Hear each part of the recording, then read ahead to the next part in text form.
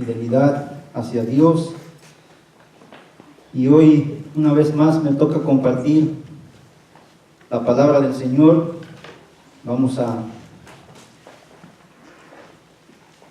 preparar nuestro corazón para que sea el Señor quien hable y pueda darnos el mensaje el día de hoy.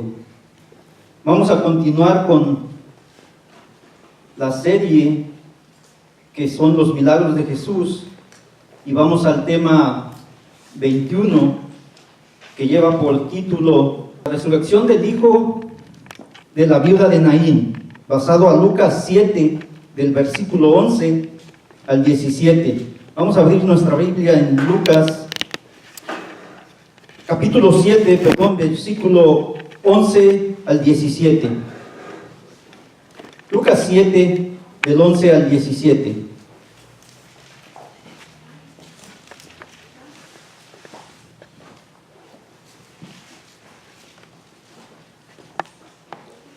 Lucas 7, del 11 al 17.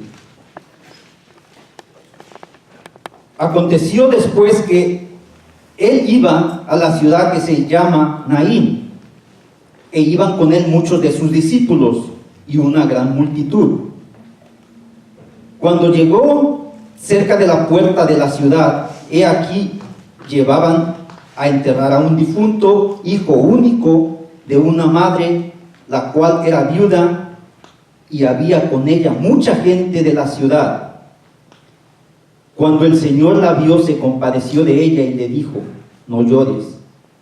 Acercándose, tocó el féretro,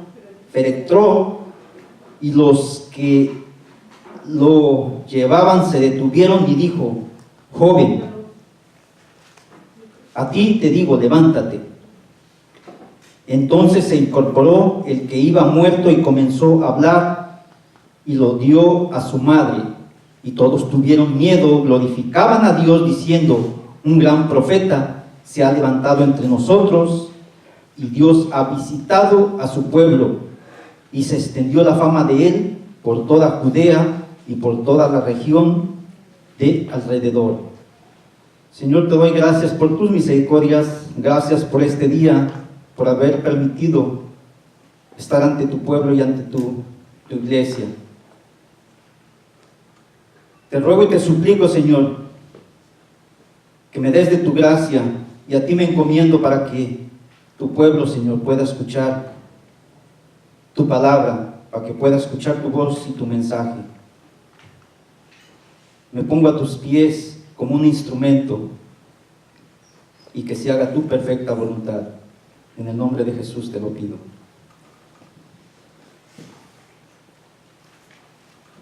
La muerte, o duelo como se le puede llamar, es el dolor por la pérdida de un ser querido. Es el periodo de sufrimiento y duelo después de una muerte. El llorar a alguien es una parte del proceso normal de reacción ante una pérdida. Usted puede experimentar el sufrimiento como una reacción mental, física, social o emocional. Las reacciones mentales pueden incluir el enojo, la culpabilidad, ansiedad, tristeza y desesperación. Las reacciones físicas pueden incluir problemas para dormir, cambios en el apetito, problemas físicos o enfermedades. La duración del dolor por la pérdida de un ser querido puede depender de la cercanía de la relación con la persona fallecida, si era de esperarse la muerte o otros factores. Los amigos, los familiares y la fe pueden ser fuertes de apoyo. La orientación o la terapia para el sufrimiento también es útil para algunas personas. El duelo en la Biblia, la vida es un ciclo desde la reproducción, el nacimiento sigue con el proceso de socialización y el final, la muerte. Esa debería ser la línea de la vida, que podamos morir de viejos, aunque no siempre sucede así. La realidad en la cultura occidental ante el nacimiento y la muerte es la siguiente: el nacimiento se percibe como una experiencia positiva en un momento gratificante, el cual se espera con mucha alegría, mientras que la muerte se percibe como una experiencia negativa, devastadora, y por tanto se resiste y no es bienvenida. Sin embargo, esto no funciona siempre así. En el principio creó todo el cielo, la tierra y el sol, la luna, las estrellas, la vegetación, los animales y finalmente la raza humana. Y cuando terminó su creación dijo, todo era bueno. Y vio Dios que todo lo que había hecho, y he aquí que era bueno en gran manera, en Génesis 1:31. Entonces, la pérdida de un ser querido, por lo regular, siempre nos trae tristeza, llanto, dolor. Pero como creyentes sabemos que va a una eternidad, dependiendo cómo haya vivido aquí en la tierra. Siempre cuando nace un ser humano, un bebé, una bebita, nos da alegría, disfrutamos, mas sin en cambio sabemos que viene a un mundo el cual está hecho de maldad, en un mundo podrido por el pecado. Pero cuando muere, soltamos un llanto de tristeza. Pero si nos ponemos a pensar, si ese ser querido se entregó a Cristo, se va para toda una eternidad. Y ahí es donde deberíamos demostrar alegría. En el nacimiento por lo regular hacemos todo lo contrario. Cuando nace es cuando mostramos alegría, pero cuando nace es cuando viene a un mundo el cual está totalmente perdido en el pecado. Pero eso ya depende de la instrucción que le demos desde el nacimiento. Bueno, ahora vamos a entrar al tema. Solo quise darles una introducción acerca de lo que es la muerte y el duelo, que normalmente se conoce así como tristeza, llanto, dolor, y como les decía, en el nacimiento es alegría. Vamos a ir a entrar al tema. Lucas 7:11 nos menciona en el versículo 11, dice: aconteció después que iba a la ciudad que se llama Naín. En ninguna otra parte de las escrituras se menciona Naín. Probablemente era la ciudad actual Naín. La ubicación es pintoresca. La ciudad es pintoresca. Imaginémosla situada a 10 kilómetros, que son 6 millas, al sureste de Nazaret, es decir, a 40 kilómetros o 24 millas al suroeste de Capernaum, lugar donde Jesús procedía según el contexto. Al norte está el monte Tabor y al sureste el monte Gilboa. Así que Naín estaba anidada en la ladera noroccidental de la colina Mored, en la región que perteneció antes a la tribu de Isaacar. Que aconteció después que él iba a la ciudad que se llama Naín, y iban con él muchos de sus discípulos. La mayoría de nosotros sabemos que discípulos tiene un significado como aprendiz o alumno. Iban con él muchos de sus discípulos y una gran multitud. Cuando habla de gran multitud, existe la posibilidad que iban muchos que aún no creían. Pero acuérdense que a él lo seguían bastante por los milagros que él hacía. En el versículo 12 nos dice: cuando llegó cerca de la puerta de la ciudad, he aquí que llevaban a enterrar a un difunto, hijo único de su madre, la cual era viuda, y había con ella mucha gente de la ciudad. Vamos a poner atención acerca de, había mucha gente. En un ¿cómo se le llama? Sepedio, velorio, bueno, cuando llevan a enterrar a un difunto, bueno, igual, cuando lo llevan a sepultar, por lo regular, va mucha gente. Pero vamos a ver acerca de que había mucha gente más adelante. El versículo 13: y cuando el Señor la vio, se refiere a la madre de este joven o de esta persona, y cuando el Señor, cuando Jesús la vio, se compadeció. La palabra compadecer, que tiene un significado, no les voy a mencionar la palabra griega porque es un poquito difícil de mencionar, pero tiene un significado de ser movido en las entrañas de uno, ser movido a compasión, ser movido a un sentimiento de angustia debido a los males de otro. Se registra frecuentemente de Jesús hacia la multitud y hacia los sufrimientos individuales.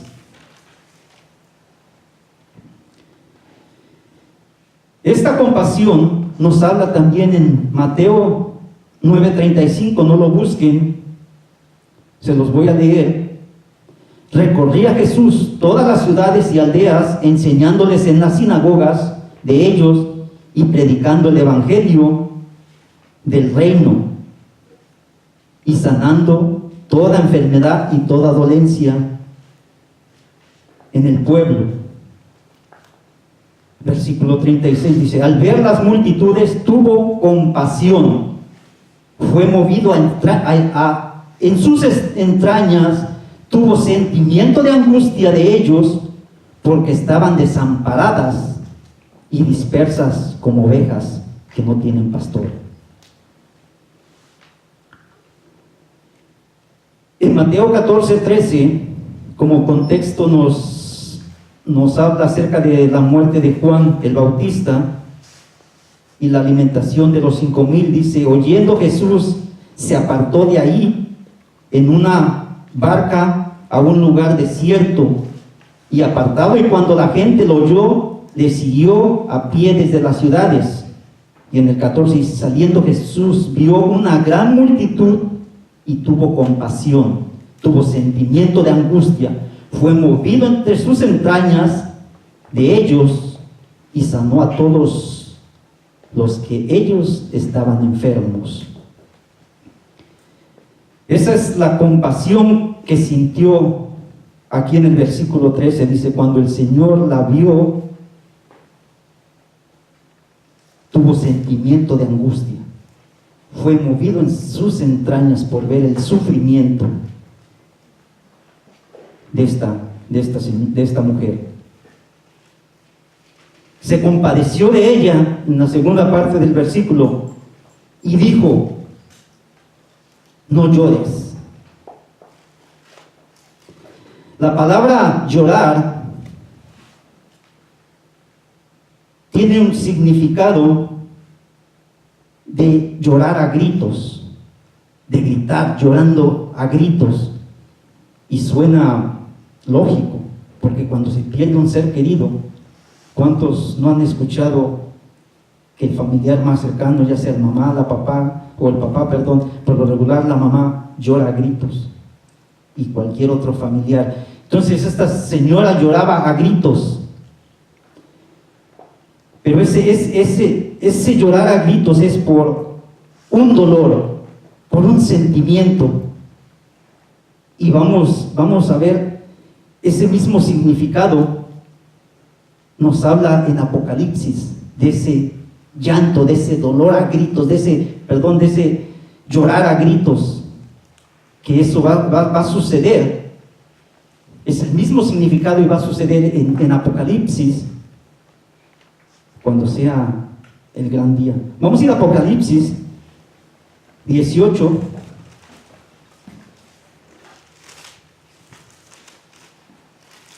Del versículo 1 al 9, nomás lo vamos a leer, no vamos a tomar explicación porque tardaríamos bastante. Acuérdense que el libro de Apocalipsis es muy difícil de explicarlo.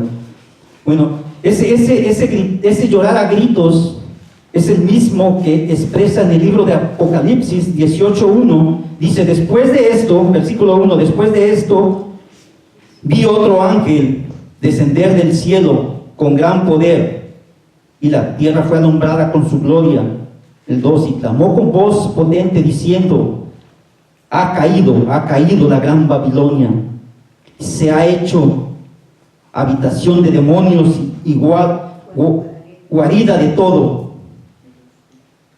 espíritu inmundo y albergue de toda ave inmunda y aborrecible, porque todas las naciones habían bebido del vino del furor de su fornicación, y los reyes de la tierra han fornicado con ella, y los mercaderes de la tierra se han enriquecido de la potencia de sus deleites.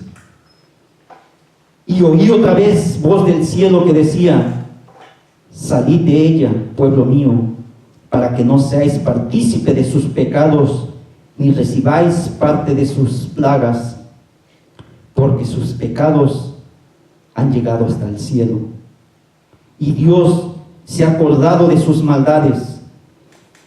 Darle a ella como ella os ha dado, y pagarle doble según sus obras, en el cáliz en que ella preparó bebida, prepararle a ella el doble.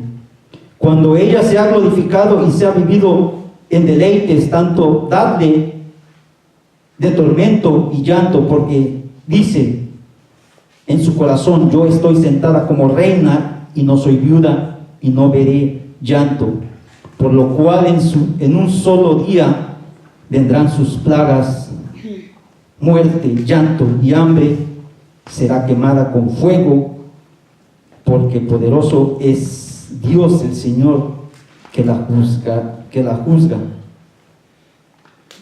Y los reyes de la tierra que han fornicado con ella y con ella han vivido en deleites, llorarán. Esta palabra llorarán tiene el mismo significado de llorar a gritos. Y los reyes de la tierra que han fornicado con ella y con ella han vivido en deleites, llorarán a gritos. Y harán lamentación sobre ella cuando vean el humo de su incendio. Ese es el mismo significado que nos habla cuando esta mujer lloraba a gritos. Así mismo será en el libro de Apocalipsis. Llorarán a gritos, dice la palabra del Señor. Vamos a regresar a Lucas, donde estamos estudiando. Nos fuimos a estos versículos para explicarles cuál es el significado de este llorar a gritos. Esta señora lloraba a gritos por la pérdida de su hijo, y en Apocalipsis van a llorar a gritos por el juicio que le viene a la gran Babilonia, que llama aquí el libro de Apocalipsis. Vamos a regresar a Lucas 7, y estamos en el versículo 13. Y cuando el Señor la vio, se compadeció de ella y le dijo, ya no llores, no des gritos. Y el versículo 14 dice, y acercándose, tocó el féretro. El féretro es el, nosotros ahora le llamamos ataúd, una caja donde ponen al cuerpo que ya no tiene vida. Tocó y los que lo llevaban se detuvieron y dijo: joven, a ti te digo. La palabra a ti te digo, del griego eipon, es una palabra que tiene un significado de mandar y ordenar. El mandar y ordenar, cuando Jesús le dijo: a ti te digo, a ti te mando, a ti te ordeno, es el creador de todo el universo. Acuérdense que ni aún los muertos, absolutamente nadie puede estar en contra del creador de todo el universo. Cuando le dice: a ti te mando, a ti te ordeno, la autoridad de Jesús la vamos a encontrar en Juan 5, 19 al 28. Vamos a ir a Juan 5, 19, 28.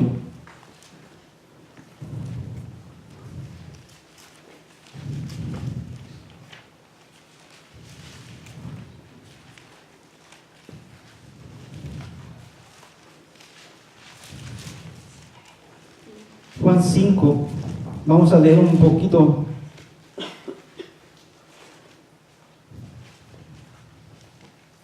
Del 19 al 28.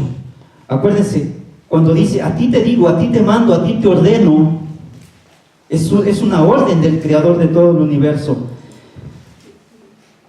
¿Cuántos de nosotros aquí presentes hemos escuchado? Más bien ya sabemos que la vida, tu vida y mi vida no nos pertenecen, sino es del que nos la dio. ¿Cuántos de aquí han escuchado o alguna vez dijeron: es mi vida, yo hago con lo que yo quiero con ella? Espérate, ¿quién te dijo que es tu vida? No es tu vida.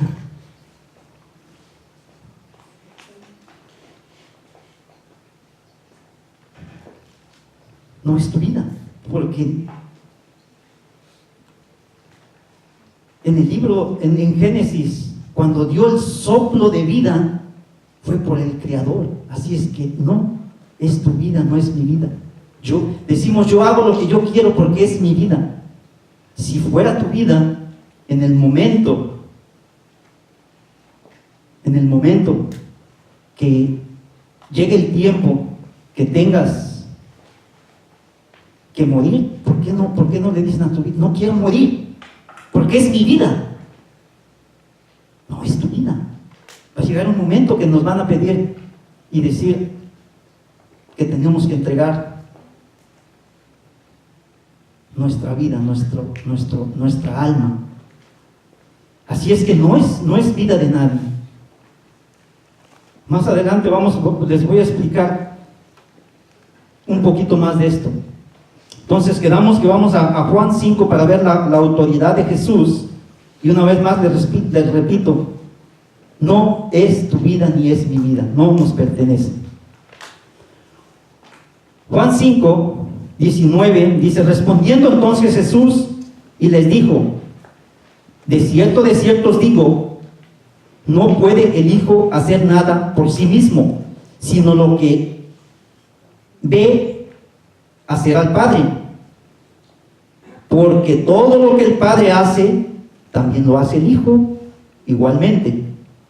Versículo 20: porque el Padre ama al Hijo y le muestra todas las cosas que Él hace, y mayores obras que estas le mostrará, de modo que vosotros os maravilléis. 21. Porque como el Padre levanta a los muertos y les da vida, así también el Hijo a los que quiere da vida. Pongan atención, es la autoridad de Jesús. Él es el dueño, no nosotros.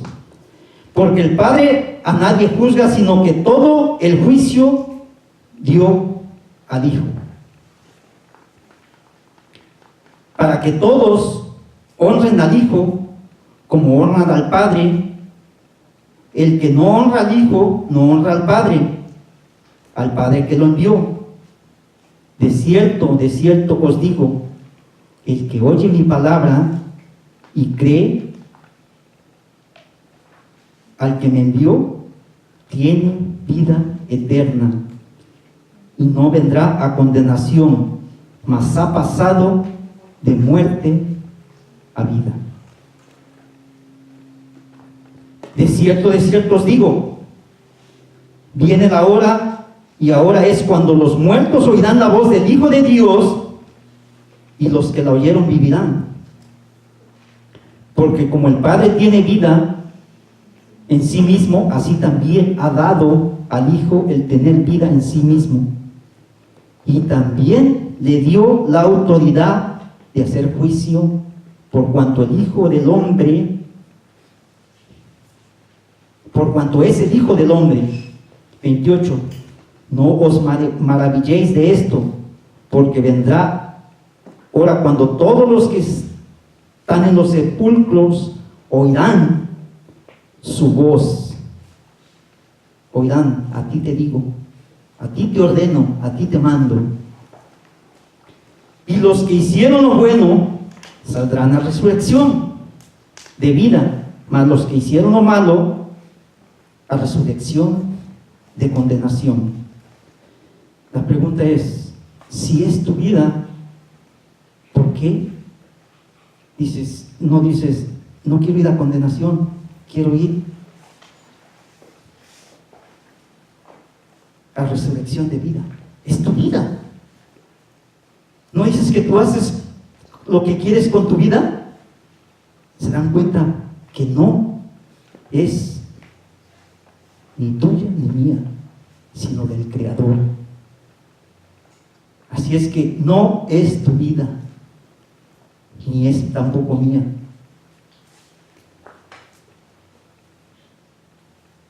Les vuelvo a repetir, si fuera de nosotros, pues yo decidiría, ¿sabes qué? Es mi vida, déjame hacer lo que yo quiera. Pues, ¿sabes qué? Yo quiero ir a toda una vida eterna. Pero no es de nosotros, sino es del Creador. Vamos a regresar al versículo al capítulo y versículo que estamos.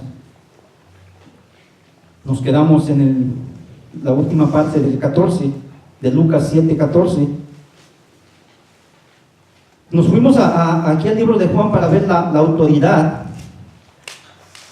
de Jesús, que es el Creador.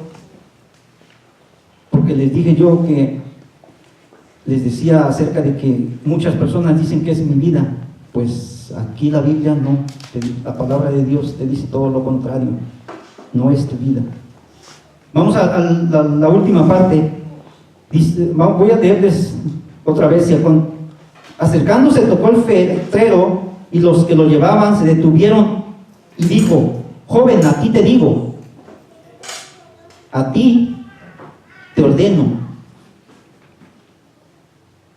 a ti te mando, te ordeno, levántate. La palabra levantarse, del griego egeiro, es levantarse de entre los muertos. Es de la acción de Jesús de levantar a los muertos, de la resurrección de los creyentes, de la resurrección de los incrédulos, porque todos vamos a resucitar, no solamente los creyentes, sino todos en general. Entonces le dijo, a ti te ordeno, a ti te mando, levántate. Ya un muerto, ¿quién va a levantar un muerto?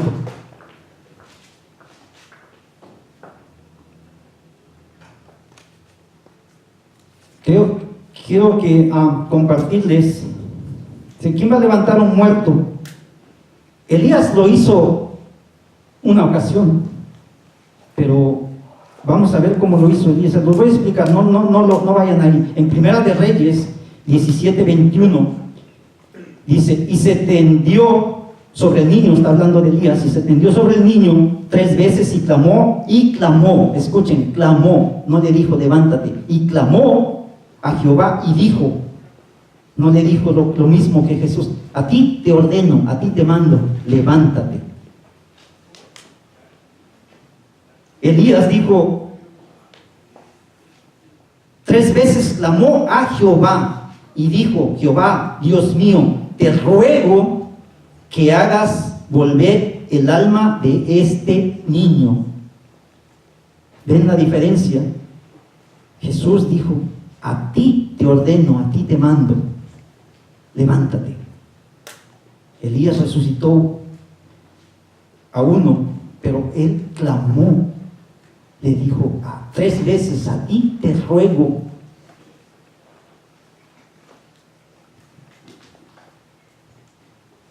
Dios mío, te ruego que hagas volver el alma de este niño a él. Y Jehová oyó la voz de Elías, y el alma del niño volvió a él y revivió. ¿Notan la diferencia? Jesús dio la orden, dio el mandato, a ti te ordeno, a ti te mando, levántate.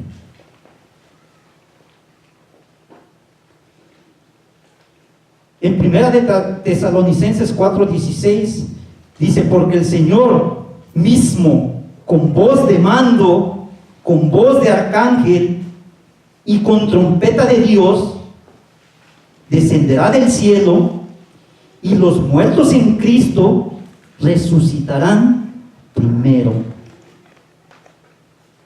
Dice, con voz de mando, ordenando, no pidiendo permiso. A todos.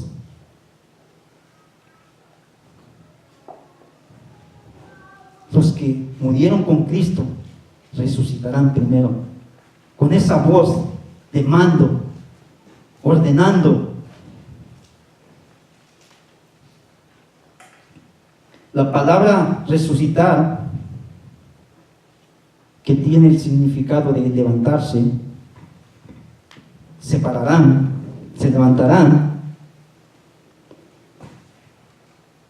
Y Pablo explica mucho acerca de cómo será la resurrección. A los corintios les explicó, en Primera de Corintios, no vayan, se los voy a leer, Primera de Corintios 15:35 dice, pero dirá alguno, ¿cómo resucitarán los muertos?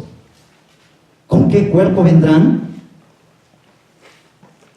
En Primera de Corintios 15:51 dice, he aquí os digo un misterio, no todos dormiremos, pero todos seremos transformados.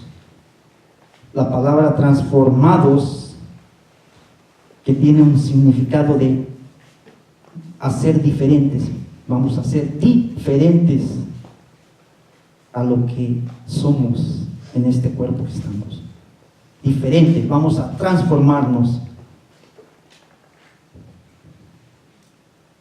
Vamos a cambiar. Y cuando dice diferentes, transformados, diferentes, cambiar, se refiere que no vamos a tener lo que el cuerpo desea en este momento. Porque acuérdense que aún ya siendo redimidos, perdonados, aún nuestro cuerpo tiene deleites, aún nuestro cuerpo pide, aún este cuerpo pide hacer el mal. Pablo lo decía, miserable de mí, ¿quién me apartará de este cuerpo pecaminoso? Ahí es cuando habla de transformación, de cambiar. Va a ser un cuerpo el cual ya no va a tener ningún deseo, ningún anhelo de hacer lo que ahora quiere hacer, de lo que ahora desea. Porque ¿quién de aquí de los presentes no le viene el deseo de hacer lo que no quiere, lo que el cuerpo desea? Tú no quieres, pero tu cuerpo sí lo quiere hacer.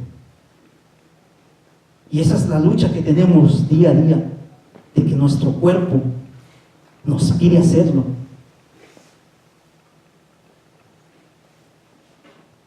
Pero aquí cuando Pablo habla de que seremos transformados, habla de que este cuerpo no tendrá más ese deseo. En 1 de Corintios 15:52 dice: en un momento, en un abrir y cerrar de ojos, a la final de la trompeta, porque tocará la trompeta y los muertos serán resucitados incorruptibles. La palabra incorruptibles, que tiene un significado de no hacer corrupción, y no es necesario explicar la palabra corrupción para los que somos de México.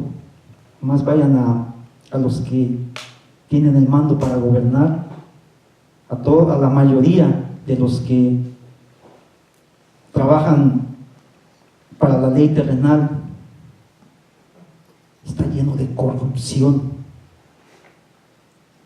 Cuando un policía, y dice el pastor Chuy Olivares, me da pena ajena porque yo soy de México, cuando te para un policía, un tránsito, si no llevas tu licencia de conducir, sacas un billete y esa es mi licencia de conducir.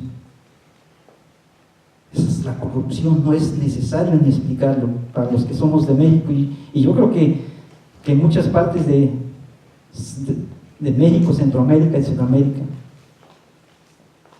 es lo mismo, es pura corrupción. Mas Pablo le dice a los corintios: y los muertos serán resucitados incorruptibles.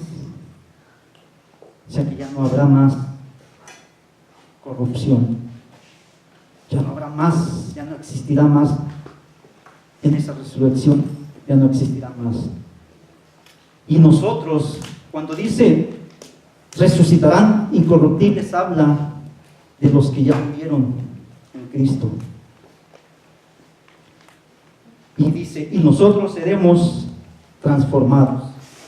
Está hablando de los que aún queden en ese tiempo.